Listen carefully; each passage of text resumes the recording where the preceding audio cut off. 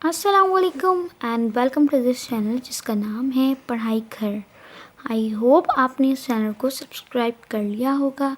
अगर नहीं किया तो आप अभी कर लें। इसके साथ साथ बेल नोटिफिकेशन आइकन पे क्लिक करना ना भूलिएगा।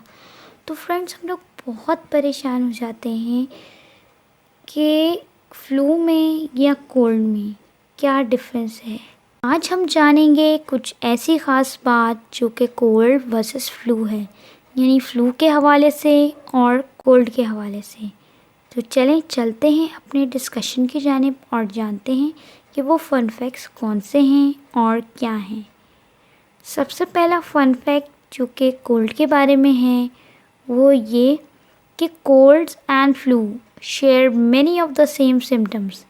कोल्ड और फ्लू के दो सिम्टम्स हैं वो तकरीबन बराबर ही होते हैं, लेकिन जो सबसे बड़ा डिफरेंस है यानी कि the major difference being flu is often rose and accompanied by a high fever. जो कि सबसे बड़ा डिफरेंस वो फ्लू का ये है कि वो ऑफन रोज होता है, यानी कोल्ड तो चले थोड़ा बहुत होता है, कोल्ड तो आपको सर्दी की वजह से लगता है, लेकिन फ्लू इतना बुरा होता है कि उसमें क्या होता है, आपको हाई फीवर होना शुरू हो जाता है।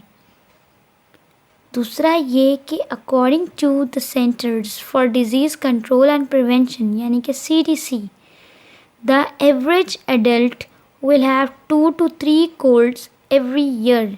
यानी कि एक सेंटर है, centre for disease control and prevention, यानी कि एक ऐसा सेंटर जहाँ पे हमारी डिज़ीज़ जो है वो या बीमारी है वो कंट्रोल की जाती है और उसका ख़याल रखा जाता है। वो कहता है कि एक एवरेज यानी दरमियानी उम्र का आदमी जो है, एक अडल्ट जो नौजवान है अट्टा कट्टा, उसको कम से कम 2 से 3 बार फ्लू होता है हर साल।